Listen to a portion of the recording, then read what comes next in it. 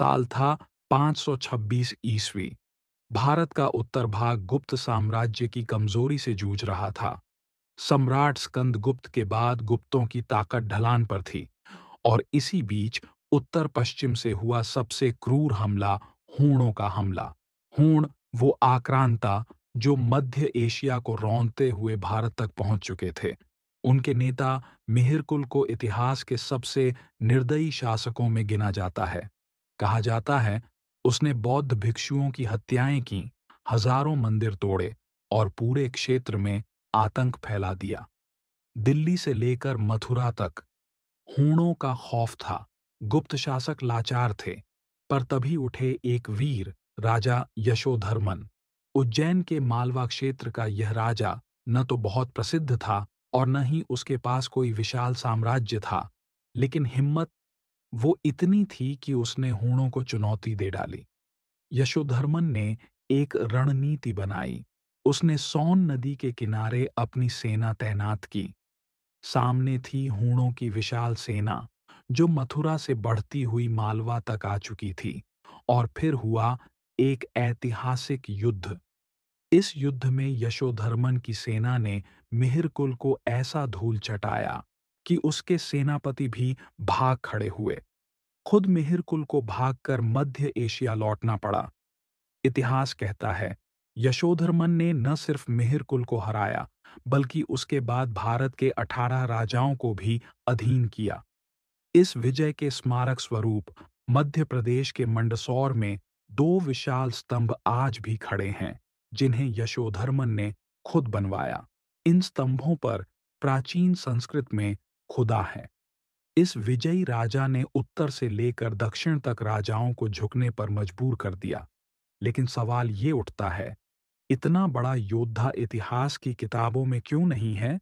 न सीबीएसई के पाठ्यक्रम में उसका नाम, न एनसीईआरटी की किताबों में कोई पंक्ति। क्योंकि इतिहास सिर्फ उन लोगों का लिखा गया जिन्हें राजदरबारों या औपनिवेशिक विचारधाराओं ने पसंद किया। यशोधर्मन न गुप्त था, न मुगल, न अंग्रेजों के काल का।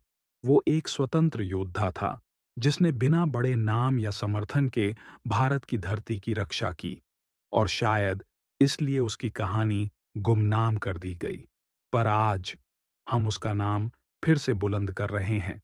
यशोधर्मन, एक भूला हुआ लेकिन सच्चा भारत का रक्षक।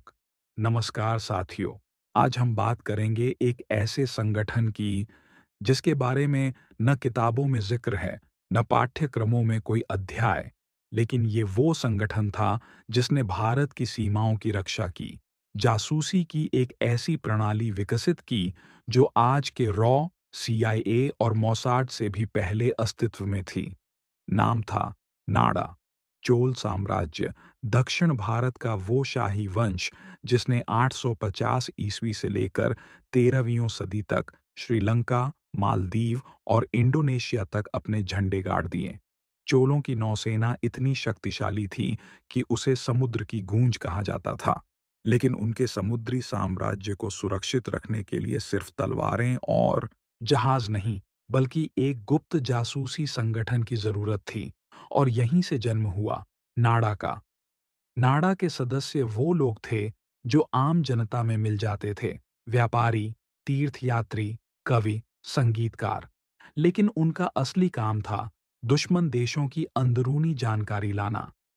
ये एजेंट्स अदृश्य स्याही का इस्तेमाल करते थे। नींबू रस और गर्म धातु से लिखा गया गुप्त संदेश केवल विशेष गर्मी या रसायन से पढ़ा जा सकता था। संदेशों को एक जगह से दूसरी जगह पहुंचाने के लिए प्रशिक्षित पक्षियों का उपयोग होता था, खासकर काली गर्दन वाली काला मयूर जाति के पक्षियों को। ये जासूस दुश्मन की सैनिक गतिविधियों, शस्त्र निर्माण, नौसेना की दिशा और योजनाओं की जानकारी लेकर आते थे। लेकिन नाडा सिर्फ जानकारी जुटाता नहीं था, वह रणनीति तैयार करता था। जैसे ही कोई आक्रमणकारी समुद्री सीमा में घुसने की योजना बनाता, चोल साम्राज्य पहले से उसकी चाल को काट देता। इतिहास में दर्ज है, राजा राजा चोल प्रथम के समय में एक बड़ा सिंहल, श्रीलंका, हमला आने से पहले ही विफल कर दिया गया। क्योंकि नाडा ने उसकी सूचना पहले ही दे दी थी। लेकिन अफसोस, नाडा जैसा ऐतिहासिक संगठन इतिहास की मुख्य धारा में जगह नहीं बना सका। न कोई किताब, न कोई पाठ, और धीरे-धीरे उसकी जानकारी भी खत्म कर दी गई। लेकिन आज हम ये कहानी इसलिए सुना रहे हैं ताकि आप जान सकें कि भारत में आधुनिक खुफिया तकनीक की जड़ें हजारों साल पुरानी हैं। नाडा, वो जासूसी शक्ति जिसने भारत को अदृश्य रूप से अजेय बनाया और जिसकी विरासत आज भी हमारे खून में बह रही है। बस फर्क इतना है कि आज उसका नाम है रॉ और कल उसका नाम था नाडा। अगर आपको नेताजी की ये गुमनाम कहानी प्रेरित करती है, तो वीडियो को लाइक और शेयर और सब्सक्राइब जरूर करें ताकि हर भारतवासी ये सच्चाई जान सके।